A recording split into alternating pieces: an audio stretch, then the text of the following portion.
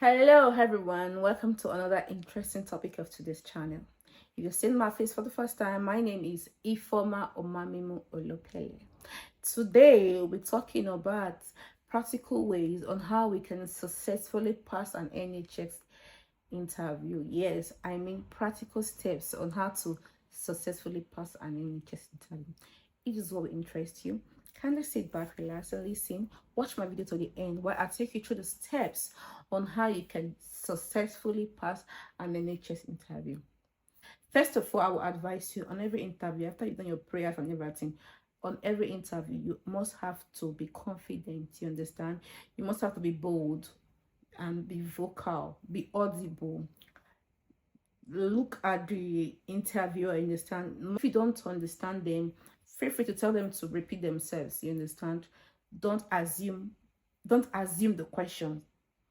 It's possible you could not get what they say, one or two words. Tell them to please repeat again, so they'll tell you. And on your own part, don't be too fast, don't rush your words too much. Give it to them gradually. In fact, I prefer counting my words. If you tell me, I say count your words, let everybody hear me pump and playing. So that's that. So if you see me putting my head down, just know I'm trying to read the questions from the book, you understand, and I will explain to you. So the first on my list is, can we meet you? Now, can we meet you has to be do it. No, you already have your details and every other thing with them. Now, what they want to check is your sincerity. What you told them you were according to the application form you submitted, and what you say you are. They want to marry both ways. That is why it's very important that even after being called for an interview, go back and read your application again. Read everything so that you know that what you submitted is what you submitted. No, can meet you. So they want to know your name and probably the current role that you are, or your immediate past role, as the case may be. So you can just give them a few words. My name is this. I am probably a senior nursing assistant or a care worker or a support worker. I have so years of experience in care, and this just give them a wrap like that. You understand? That's good.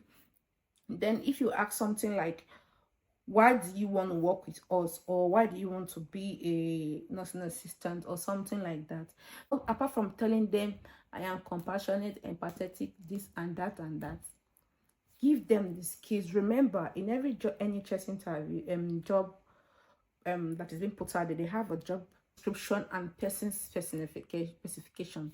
So you have those two. So, and in those two, you are being listed out some things that you need there. So you see some skills. So why do you want to work with us? Tell them you have those skills. Tell them you possess those skills that they need. You possess those skills already. Okay, those skills are what you already have. That's what you want to put them alongside with being empathetic and team player and every other thing. Those are normal rhymes that we have. So they could ask you, how do your colleagues describe you? So they want to know, you said you are a team player, good communication specialist, as the case may be, team player, passionate, and every other thing that we call ourselves. Now, how do they describe you? So they still want to know if your colleagues call you what you call yourself. And that aside, this time around, you have to top up the level of answering the questions. You have to give them reasons why you are called a team player. You have to give them reasons why you are called confident. You have to give them reasons why you are called compassionate. You understand? You have to show them, you have to give them scenario-based examples why they tag you that name. You understand? So they could also ask you, what are your skills? This is a very tricky one. And what are your skills? What I suggest you do to them is, remember those skills they said they wanted. They gave you that skills because these are the kind of persons they want. So they're asking you what are your skills, they want to know if their skills and your skills are in line. You understand? Or they are not in line with each other. So what you do is that tell them those skills they said in the application form is what you possess, and not only that, you could explain one or two on how you've displayed those skills. You get it? So also, you could also be asked, tell us a time when you worked in a difficult situation. You understand? So they want to know how you could manage stress. Everybody has a stress level, sincerely. And according to physics, sorry, this is not physics, elastic limit will break. So what do you do to avoid breaking out? Because if you break down the whole thing, the whole system is messed up. So what do you do in times like that when you know that you are being stretched beyond those times, those difficult situations? You understand? You could just tell them that there's one thing I always like telling you guys. Just tell them that you are what? You remain calm, calculative, and focused. Those three things are very important. Calm, calculative, and focused. And apart from that, when you tell yourself to be calm, be calculative and focused, then what you do next is to prioritize your roles. You understand? Prioritize your roles according to the care needs of the patients. You understand? Some patients need urgent care, some could be the next. So you don't give a patient that the care could be in the next 20 minutes to a patient that the care is just immediate. You understand? You don't switch things like that. So you tell them you prioritize the role, and also you give them an example of how probably there was a time when you were short staff, or the nurses called in sick, one or two emergencies, so you were left with just one nurse, and what you had to do to manage more patients than normal, how a patient was shouting my head though, and the other patient was there fainting. So in that situation, I'm not going to tell you, in a normal ground, the one that is shouting, yeah, I want to die, I want to do this, I want to do this, and the one that is calm, and that one that is calm is not talking, both of them, we need to check who do we check out first. So something like that, you have to give them the reasons. You have to give them examples of something like this. So if they ask you, tell us a time about when a patient refused care. Yes, a patient can refuse care. They can. It is their body, it's not your body to refuse. So you cannot force the care on them. But in this case, it is also, in as much you cannot force the care on them, you still need to care for them. So in this case, they want to know about your communication, how you can rapport with your patient. You understand? How you can explain, how you can make your patient understand the reason why this particular care is needed at this time. You understand? You have to tell them why. You have to tell them that you come to the patient, you explain and every other thing, you talk to them, give them the reasons why the care is needed and stuff like that. Also, you keep on documenting as your thing. But some patients at the end of the day, they will still refuse the care. What if you like, you tell them everything, dig them inside the reasons and bring them out. They will shake. They will not collect their reasons. You document, and you have to, after documenting, you tell your superior. You get my point. You tell the nurse in charge, or whoever that is managing you at the point in time, whoever is heading your department at that point in time, you tell them. So that's how it is. So when they ask you something like, how do you handle a patient who is being abused? Oh, abuse is a big thing, yo. Abuse. Oh, don't go there and rape. So how do you manage a patient that is being abused? So abuse can come in different forms and shape. We all know.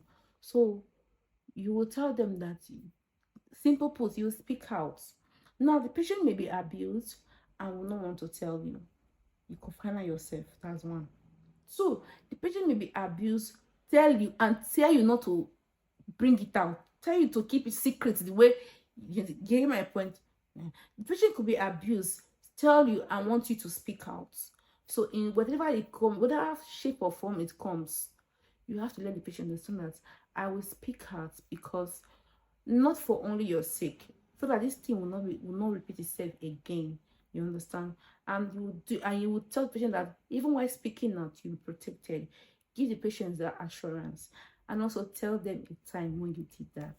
You understand? So if you ask, okay, how do you show dignity and respect to patients? It comes in different forms. For example, you could tell them that you always involve your patients in their care. You understand?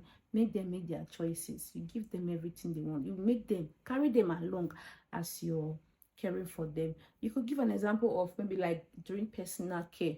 You understand? You talk through the whole process. Okay, can you do it yourself, or would you do it yourself? You even encourage a patient, hey, can you have it about yourself? You can do it. Give them try. You give try. You understand? Give them kudos and all that like that. So you talk to the patient. You make them feel comfortable. You respect their privacy, you respect their choices and all that. So why saying that, give them example. Like I said, it could be during personal care, it could be during feeding, you understand, it could be during many other things, even to even go and check their vitals. You have to show them respect. You don't because want to come, you want to check somebody's vitals, and I want to do that if it's fight, it's not quarrel. You understand? So even during during taking their vitals and something like that. So you can give them numerous examples and how you could seek consent before you carry out a plan and all those things. You understand? You more so you are talking, the way you're talking to them is not harshly. So kind of consent is not consent. You understand? The manner which the consent will come, they're not asking for your consent at all. So communication too is very important. So you can give them those examples. So they can ask you, what do you understand by being a team player? Now I like the question. It comes like about people are asked, 50% of us we ask this question, including myself. So how would you be a team player? Now, being a team player is very, very important, you understand? So what you need to do is define team player or team playing, as the case may be. Give the reason for team playing. Now let me digress a little. For example, in a football, sorry, I'm not a football fan, so anything I take, say, yeah, manage. I know we have the goalkeeper, we have the captain, we have the striker, midfielder, a back feeder, as the case may be. Now, everybody has this function. You understand? Everybody has this function like that in that football game, and they're achieving a goal. The goal is they want to win, they want to score a goal. You understand? So in the healthcare, probably in the hospital like this, or you're working or whatever, do we have a goal? Do you understand? Everything is centered on the patient. So what were you in that game? In the game of trying to care for the patient, what was your role? Were you the one that was documenting? Were you the one that was doing the vitals every 15 minutes or every 20 minutes or every 4 hours, as the case may be, as needed? Were you the one that was doing one or two things? So you tell them that, I remember a time when in my role, in the hospital, we have everybody. We have dietitians, we have doctors, we have consultants, we have so many occupational therapists, and you are there. So what are you doing there? So you explain to them what you did. Give them a scenario, you understand? Tell them how you did it and what you did there. So they can also ask you how you deal with aggressive patients. Yeah, some patients can be very aggressive. Annoyance is the second name. And it's not in their angered. Now you make them understand that the patient could be angered because or aggressive because you understand that the situation the patient finds himself is not really a nice one. You understand? So you have to show that empathy. They want to check your empathetic nature. That thing you're calling yourself since they want to check it now. How you could deal with an aggressive patient. So you tell them how you talk to the patient, how you could talk softly and calmly, how you could apologize for all wrongs and both the wrong you did and the wrong that you did not do. Anything that is wrong to the patient, how you could apologize and take up blame. You understand? Take responsibility of everything. How you could talk softly, how you could be patient with the patient in that time. Now remember, normally, and yes, of a truth, time heals wound.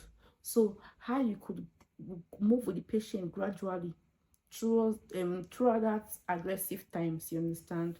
How you could talk to the patient calmly and every other thing. So give them scenario based examples. Now they could ask you about confidentiality.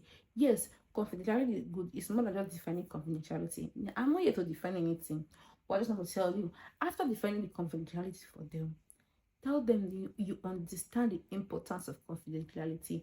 I understand what it means when there is a breach in confidentiality. The impact it has on the patient, the impact it has on yourself, the impact it has on the trust or the hospital where you're working, and the impact it has on the society at large. So after giving them, you give them examples, not only telephone call, after telephone call that is confidentiality. No, sometimes other things like patient documents. You get my point? You don't keep patient files anyhow up and down like that. You don't even discuss patient matters. You don't take patient problem to your house as a topic of discussion. So you explain to them, you understand, and when they know that you know the importance of confidentiality, my friend, you are good to go. Then this very one, the last but not the least on my question, is when they ask you about their trust values. Yes, NHS has its own trust values. Yes, and every trust have its own values. My friend, the value for this trust and for that trust is always different. You understand? So the very one that sent you that interview invite, read about them, read about the trust. I'm not reading about the trust. Look for a way you could give scenario examples of how you displayed those their trust values. But it could be very simple. Sometimes some said we respect others. Some, I think one said we care, we show care. I think one said we strive to be the best and stuff like that. So you would, for example, that one that said respect, respect others. So when you tell them about respecting others, you tell them, give them examples how you've respected people. You understand, and stuff like that. So that's very important. You must have to learn and you must have to know about the trust values. It's very important, my brother.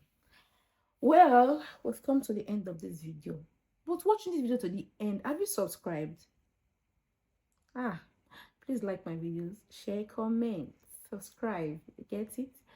I'm very happy and I'm very open to questions. I'm available to your questions. You get it? So whatever you want me to talk about, you can put them in the comment section or send me a DM.